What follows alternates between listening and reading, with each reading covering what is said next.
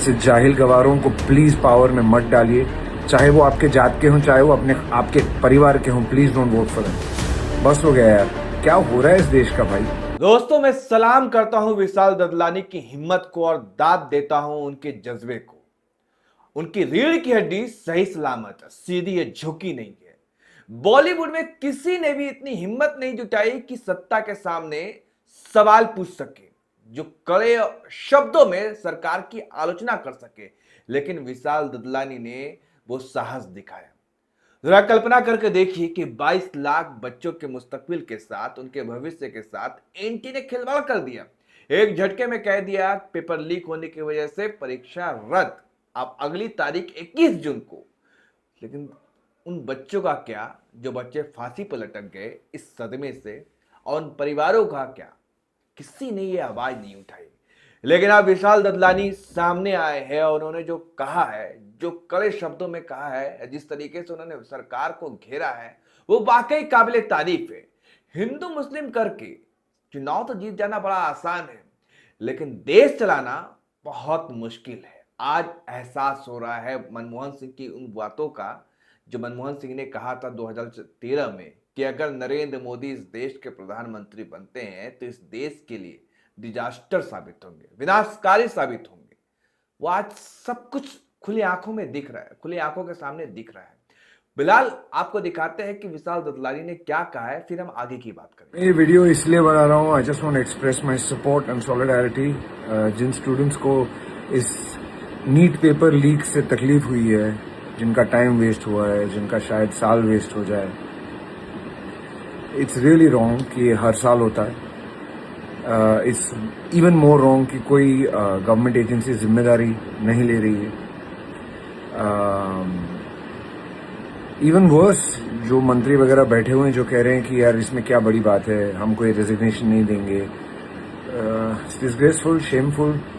Unfortunately हम एक ऐसे वक्त में जी रहे हैं जहाँ पे एजुकेशन की कोई वैल्यू नहीं है, क्योंकि जो पावर में है वो एजुकेटेड नहीं है। And this is going to destroy India. मानो या ना मानो, अच्छा लगे बुरा लगे, जो भी है, सच तो यही है। I am really sorry to say it, but please अगर हो सके इलेक्ट बेटर पीपल मैन। अच्छे लोगों को, एजुकेटेड लोगों को वोट दीजिए। समझिए कि कास्ट, क्रीड, रिलीजन, इन सब चीज़ों से निकल के अगर आपको अपना फ्यूचर सिक्योर करना है, इस देश का फ्यूचर सिक्योर करना है, we have to elect better people. ठीक है? ऐसे जाहिल गवारों को प्लीज पावर में मत डालिए, चाहे वो आपके जात के हों, चाहे वो अपने आपके परिवार के हों। Please don't vote for them. बस हो गया यार, क्या हो रहा है इस देश का भाई। तो सुना आपने, विशाल ददलानी साफ कह रहे हैं कि भाइयों, जाति, धर्म, मजहब, पंथ, सब चीज से ऊपर उठ करके आप वोट उन नेता को करो जो पढ़े लिखे हो, अनपढ़ नहीं हो। गवार और जाहिल को वोट बिल्कुल ही मत करो, कतई मत करो।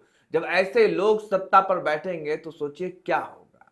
प्रधानमंत्री नरेंद्र मोदी की डिग्री आपको पता है कि क्या है? अमित शाह ने तो प्रेस कॉन्फ्रेंस कर दिखाया था कि पॉलिटिकल साइंस में एमए है, इंटायर पॉलिटिकल साइंस, जिनकी डिग्री ही नहीं पता, उनके क्लासमेट कौन है आज तक नहीं पता चला।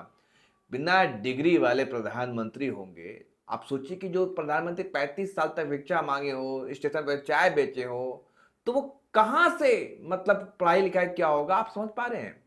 अब जब ऐसे लोगों के हाथ में सत्ता चली जाती है तो देश का क्या हाल होगा, आपके बच्चों का क्या हाल होगा। अब जरा सोचिए कि जिस बच्चों ने पूरे साल दिन रात कड़ी मेहनत की, तपस्या की, संघर्ष किया, एग्जाम दिया, और आप कह दिया गया कि भाई पेपर लीक की वजह से परीक्षा रद्द। मोदी सरकार के 12 साल के कार्यकाल में 4 बार नीट की परीक्षा रद्द हुई है, और अब 2026 में कहना पड़ा है कि भाई परीक्षा हम रद्द करा रहे हैं। 21 जून को नई तारीख आई है।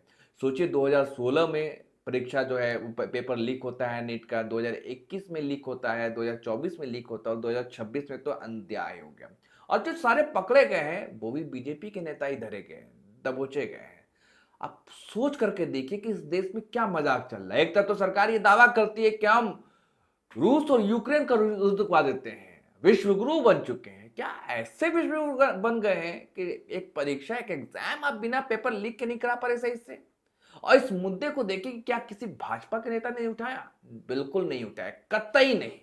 कौन संघर्ष कर रहा था आपके लिए? राहुल गांधी। राहुल गांधी ने, जो नेता प्रतिपक्ष है इस देश के, वाकई उन्होंने इस मुद्दे को सबसे पहले उठाया, सबसे पहले इसकी आवाज बुलंद की और कहा कि बच्चों के भविष्य के साथ खिलवाड़ किया जा रहा है। फिर मजाक किया गया उनके संघर्ष के साथ में, ट्वीट किया। उसके 2 दिन के बाद एनटीए को मानना पड़ा, सरकार को झुकना पड़ा और पेपर को रद्द करना पड़ा। और हमारे जो शिक्षा मंत्री है बड़ी ही बेशर्मी के साथ बिना जवाब दिए निकल जाते हैं।